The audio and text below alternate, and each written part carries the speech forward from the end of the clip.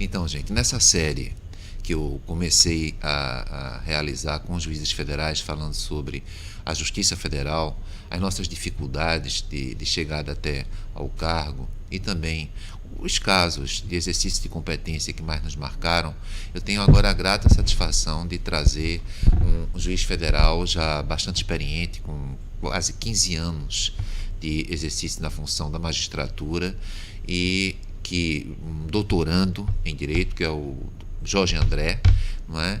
E aí, Jorge, muito obrigado por ter vindo. Obrigado, Hélio. Eu que agradeço aí o convite. É um prazer sempre estar podendo disponibilizar nossas conversas aqui nesse horário, né? Então, Jorge, eu queria que tu falasse um pouco na tua geração, como foi chegar à Justiça Federal, que representava e representa ser juiz federal na tua perspectiva? Como você chegou ao exercício da função? Bom, Hélio, meus colegas de faculdade, né, a gente pode dizer que para muitos era um sonho, né, fazer parte da Justiça Federal. No meu caso em particular, eu sempre realmente tive a vontade de entrar na magistratura, porque eu via naquela oportunidade, naquele momento da minha vida, como uma oportunidade de conseguir trazer algum tipo de benefício para a sociedade, né? Eu acho que essa é a visão do estudante quando está na faculdade de Direito. Mas não foi muito fácil para mim, né? Para algumas pessoas é mais fácil, para outras é mais difícil.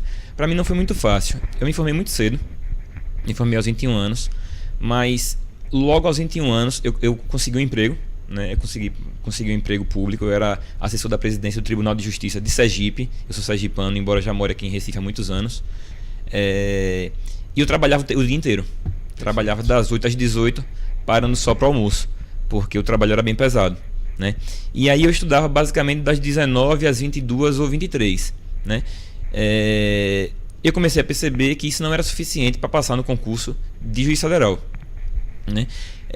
Passei mais ou menos 1 ano e 8 meses nessa função, quando eu decidi pedir exoneração.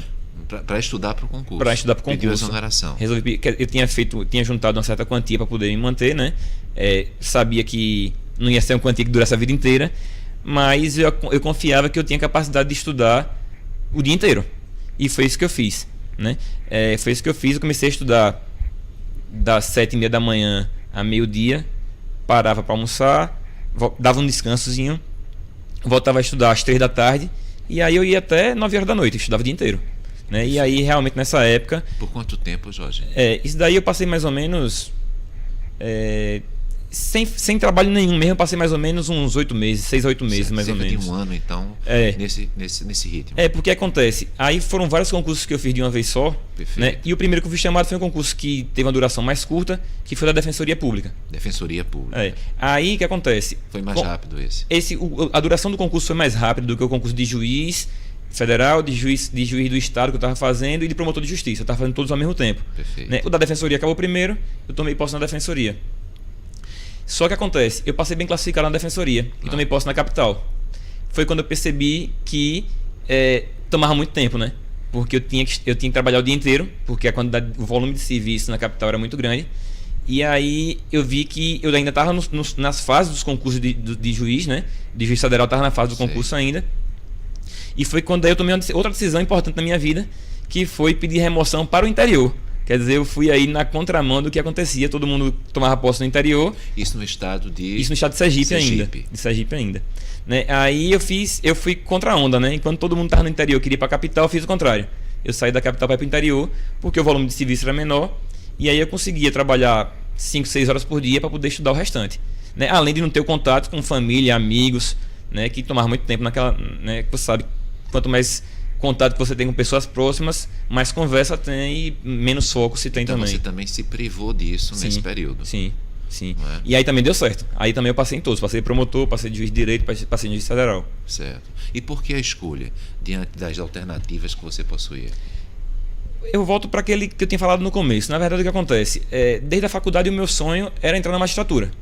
Né? Entrar na magistratura porque era um meio que eu via naquela oportunidade de tentar trazer algum tipo de benefício para a sociedade, né? E a Justiça Federal, não sei se é em todos os estados, mas na grande maioria dos estados no Brasil, ela tem uma estrutura de trabalho muito melhor que me permitiria exercer a minha atividade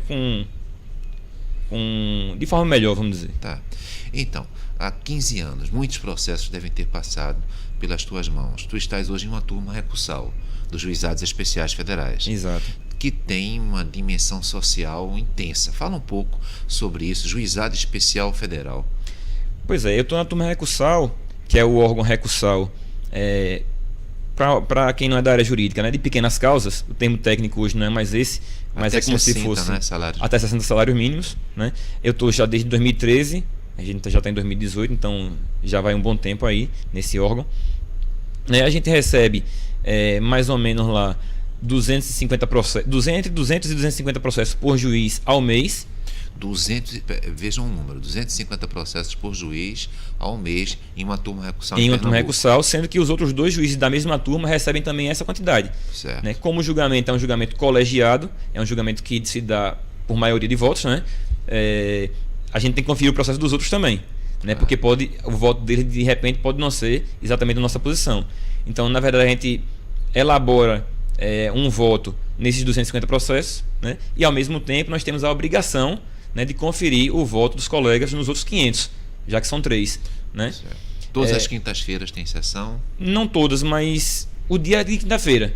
Mas às vezes não são todas as quintas, não. Depende do mês, como é que está o mês, sabe? É que acontece. A percepção que eu tenho na turma é de que a gente tem competência vasta, né? Administrativo, até criminal também, responsabilidade civil, mas o grosso é matéria previdenciária. Né?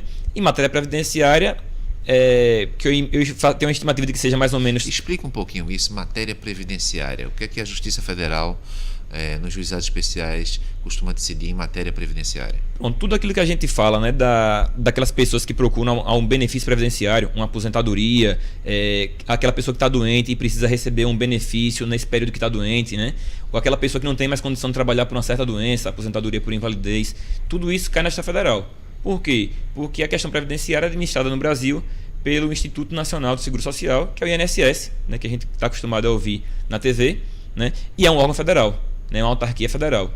Por ser autarquia federal, as ações ajuizadas em desfavor desse órgão é da nossa competência. E aí é que está o nosso grande volume de serviço na turma. Eu estimo que mais ou menos 90%. Eu creio, você me confirma, que a clientela, o jurisdicionado que vai ao Juizado Especial Federal costuma ser um jurisdicionado humilde, não é isso? Hélio, veja só, as questões previdenciárias que são do âmbito do INSS são aquelas que vão até o teto do regime geral, certo, que hoje está em torno de 5 mil e pouco, né? 5.500 e pouco, me parece. Não tenho exatamente o número exato agora.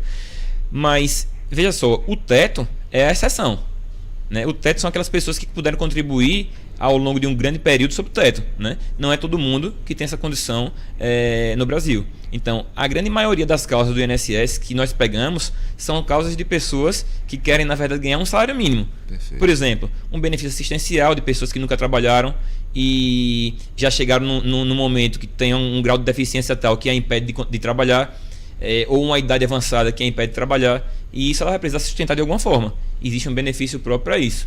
Isso é de responsabilidade nossa, que é do INSS. Caso ele não defira, a questão termina caindo aqui na mão da Justiça Federal. E são muitos os casos. São muitos os casos, como os casos de aposentadoria de trabalhadores rurais, que é um número muito grande também, né? As pessoas, quando chegam naquela idade lá de já avançada, no caso é até um pouco mais vantajoso para o agricultor, porque ele fica ali embaixo do sol, termina envelhecendo mais cedo, né? Então, para as mulheres aos 55 anos e para os homens aos 60, eles podem, se realmente comprovarem os requisitos, conseguir o benefício. E a gente tem muito caso de aposentadoria de trabalhador rural também.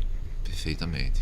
E me diz uma coisa, teria algum caso que você, com tantos casos importantes, mas que lhe chamou uma atenção especial?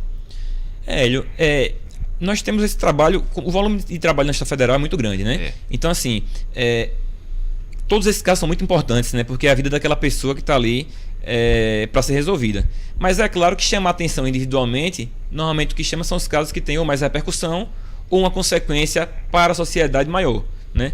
Eu lembro de alguns, eu posso falar de um. Quando eu fui promovido a titular, eu fui para Goiânia, aqui próximo de Recife, a 60 quilômetros de Recife, né? E lá, já quando eu estava há um ano de saída, eu passei 2 anos só, quando estava mais ou menos na metade do meu percurso lá em Goiânia, eu peguei uma ação no último dia antes do recesso, eu não lembro exatamente mais o ano, eu teria que ver agora, que foi uma ação cautelar fiscal, né? O pessoal da Procuradoria da Fazenda Nacional ajuizou uma ação cautelar fiscal, que era uma ação ajuizada em desfavor de um grande grupo econômico da região, né, que segundo eles devia um montante aí de em torno de 200 a 300 milhões de reais, né? Eu me lembro por causa do volume de dinheiro, né? A quantia bem alta. E aí, sabe, é um processo bem complicado, né? O número de réus era um número já elevado, se não me engano eram 11 ou 13 réus, porque era um grupo, então às vezes diz que não faz parte do grupo, faz parte do grupo, então tem toda aquela complicação empresarial ali no polo passivo da relação. E o objetivo da Fazenda Nacional naquele momento foi ajuizar uma cautelar para que se bloqueasse um dinheiro que estaria sendo depositado em favor daquele grupo por conta de uma desapropriação de uma área grande que era de propriedade deles, né? Então eles tinham muita pressa porque, uma vez levantada a quantia depositada, dificilmente se conseguiria reaver esse valor, né?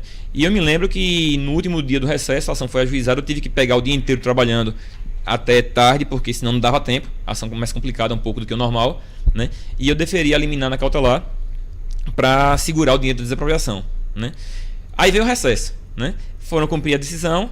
Quando chega lá para o dia 23 ou 24 de dezembro, me vem uma ligação do gerente do banco, porque o dinheiro tinha sido depositado naquele banco, não me lembro mais da instituição também. E aí a pressão dos réus, né, era muito grande, porque eles queriam levantar dinheiro, evidentemente, né? E aí vem todo aquele problema de novo de ter que dar outras decisões para dizer que segurasse a quantia, porque aquilo era importante. E quando chegou depois que voltou do recesso foi bem interessante, porque existia uma certa briga empresarial, os grupos não estavam se entendendo bem entre si, as partes do grupo, né? E eles terminaram mais brigando entre si do que pela quantia. Eles terminaram aceitando que essa quantia aí fosse abatida do débito que o grupo tinha perante a Fazenda Nacional. Ou seja, não houve muita discussão depois, graças a Deus se conseguiu segurar o dinheiro, e eles terminaram não questionando mais o débito em si. Eles terminaram foi brigando entre si para saber quem era o efetivo devedor daquela quantia, mas reconheceram que aquela quantia que foi bloqueada ali realmente era devida. Então foi importante, porque foi uma devolução ao erário de um montante considerável, né? Certo. Então, gente, como vocês estão vendo nessas nossas conversas, a Justiça Federal ela possui essa dimensão, não é, prática. Há uma dimensão constitucional, teórica, e há uma dimensão prática do exercício da competência. Eu espero que vocês estejam gostando, eu estou, e a ideia convém de nós aprofundarmos isso até numa pós-graduação, se efetivamente a repercussão for favorável como eu espero.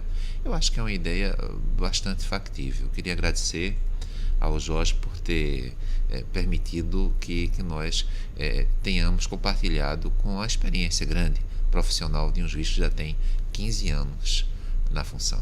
Muito obrigado. Eu que agradeço, Ed. É sempre um prazer estar aqui com você.